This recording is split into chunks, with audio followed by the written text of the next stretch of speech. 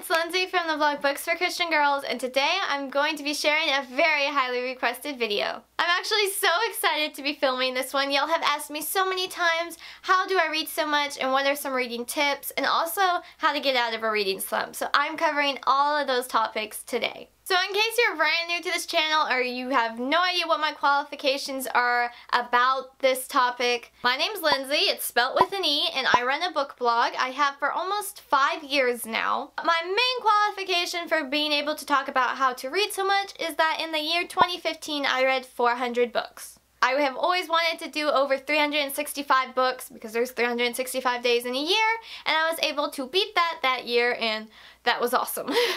Now I average about doing around 200 books a year, but it's definitely slowed down, and I'm sure it will continue slowing down as my life gets busier. So I'm definitely not bragging or trying to get compliments when I say how many books I've read. This is just me telling y'all my qualifications to be talking about this, and that these tips have worked for me, so maybe they'll work for you.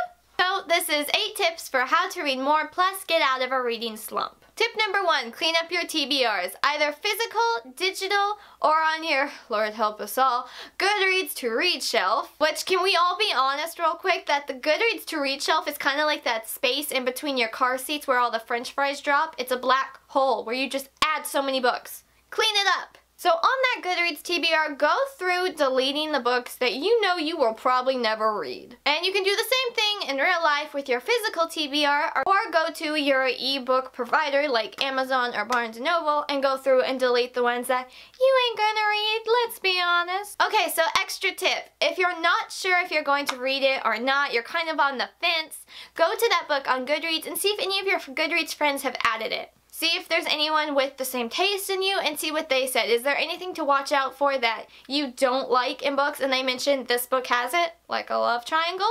Or do they mention something that you really like the hate to love trope? You can also do this with other people's reviews that aren't necessarily your friend but the public Goodreads, and see if there's anything that really sticks out to you. When I'm on the fence about a book and none of my friends have it added or none of them have read it, I normally check out the 3-star reviews, and that's because the 1-star reviews normally don't apply to me, while the 5-star reviews are just so glowing, and sometimes they're just the back of the cover reworded. So the 3-star reviews are a really good median, I feel like, to find out, okay, why did they like this one, why did they dislike this one? So once you have everything all organized, tip number 2 is to make your physical TBR pretty. Okay, so this might only work for me because I'm attracted to very pretty and shiny things. So not only does this also get your hands on the books you need to read, you are also kind of like, oh, what's this book about? And you pull it out and read the back cover, and maybe it will sound interesting to you. You never know. So you might get delayed in trying to make your bookshelf prettier, but if you're reading, that's really all that matters. I personally just reorganized my physical TBR, which is like half a bookcase, to make it look prettier, so I'll include that clip right now.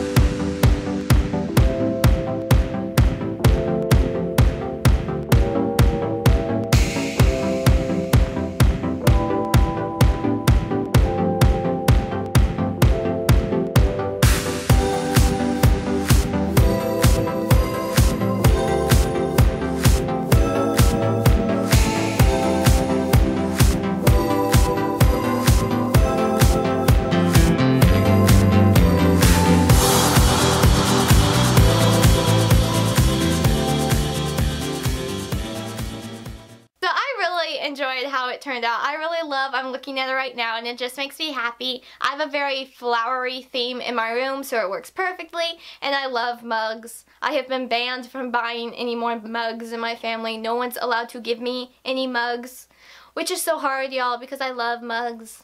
So I took part of my collection of the mugs and I'm like, I'm going to decorate my room with them, and I think my mom was suspicious at that fact because she's like, you just want to go buy more mugs, which is not a lie. But I organized them and I put marbles in the bottom of some of them and fake flowers from Hobby Lobby, and I absolutely adore how it turned out. There also is a lot of videos here on YouTube on how to organize your bookshelf, so you can definitely go watch that and kind of see and get ideas if you're just not feeling creative. Extra tip, you can also go and reorganize the books you've already read on your bookshelf if you have enough, and just switch it up a bit. Do it the colored organization way, which I would love to do but I'm terrified to do, or just switch it up. Do something different and your hands are actually on your book, so you're feeling bookish even though you're not technically reading yet. So tip number 3. Whether in a reading slump or not, I have found that I read books by my favorite authors really quick, which is really against my better judgment, because I should be savoring the book I'm reading. It's by a favorite author, but I'm just flying through it.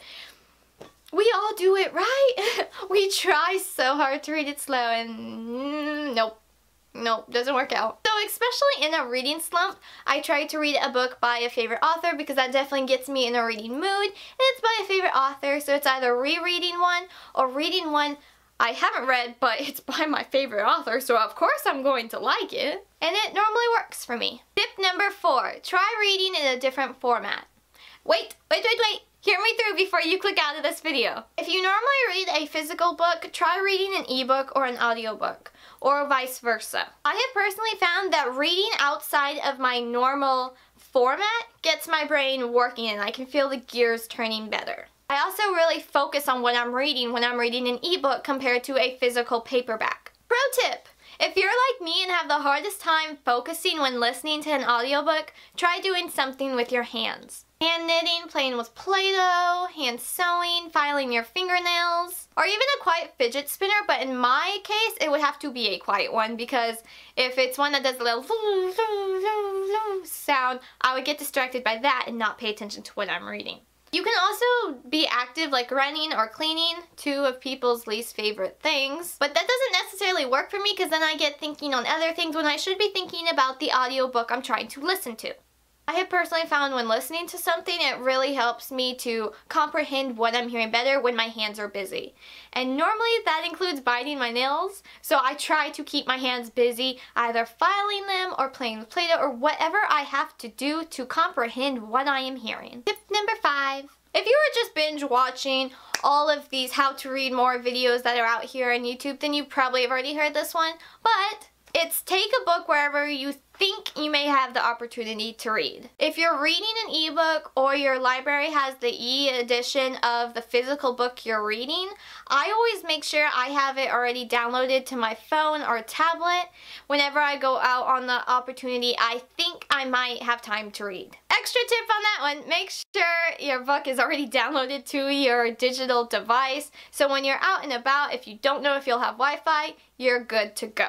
I know it can be weird to read a book on your phone, either because you want to let everyone know you're actually reading, not just on your phone, or because the font size is too small. You can either adjust the font size on your Kindle or Nook or whatever, the ebook you're reading, you can adjust the font size.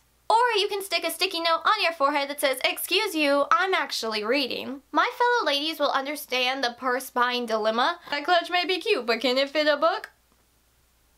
Tip number 6. If you're reading a book you either just can't get into or you're just feeling lazy, we have all been there. But you actually do want to finish it. Again, we've all been there. On a physical book, try using a sticky note or a fun bookmark to do a set amount of pages ahead of where you can stop and take a few minutes break. But give yourself a time limit on those time breaks. I normally do it if I read 50 pages, then I get a 5-minute break to check Instagram or my email. If you don't trust yourself to keep track of the time and not just wonder, where did that hour of my life just went on Instagram? Been there, done that. Ask your phone to set a reminder. Okay, so tip number 7 is a little different, and I don't know if this will work for everyone, but this is how I've experienced it, so let me kind of explain. I really do get asked all the time how I'm such a fast reader, and it's honestly because of my reading score. And I'm not saying this to brag, I'm just putting this out there. This is, I guess, a fact for me. For those who don't know, I really do love running. It's odd, but it's similar to reading in my opinion. And by that, I mean you really have to train and condition yourself in both running and reading. You're not going to be able to run 1.5 miles in 15 minutes without practicing and working your way up to that. You're not going to be able to read a 400-page book in 4 hours without understanding what's happening in the story and following along. You have to train and condition yourself. There's a lot on the internet about how to read faster and speed reading, and I don't recommend reading without comprehension. If you're wanting to read a certain book, then don't you want to follow the storyline? Unless you're paying attention, you're not going to. If you haven't figured out in this video, I'm an insanely fast talker. I try to slow down with these videos, but then I get excited and all of these ideas are just popping in my head all at once. I just want to spew them all out at y'all at once.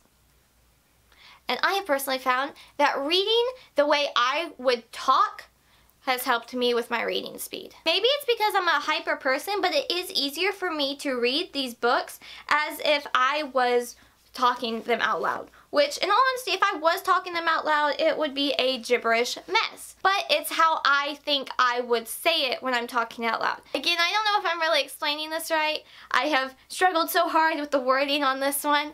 I hope it made a bit of sense. If you do have any questions, let me know in the comments below and I will try my best to answer them. Okay, and then the last tip, tip number 8, is I feel the most important out of all of these tips is don't compare yourself to others or your past reading habits. If you think you are doing good for this season, for right now in your life, and you're enjoying reading, then that is all that should matter. Don't compare yourself. If you are enjoying the books you're reading, if you're getting into the stories, then that's more than a lot of other people who just read because they have to read.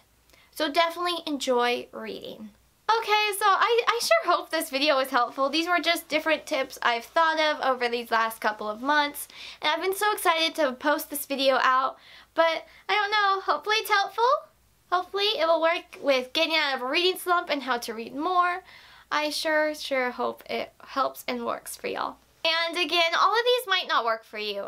1 or 2 might work and the rest just don't. And if so, I'm sorry, but hey, 1 or 2 worked. I'm glad about that. I hope these work for y'all. So please do let me know in the comments below. I really would love to know. Thank you all so much for watching. I do hope you enjoyed this video, at least for my TBR organization part.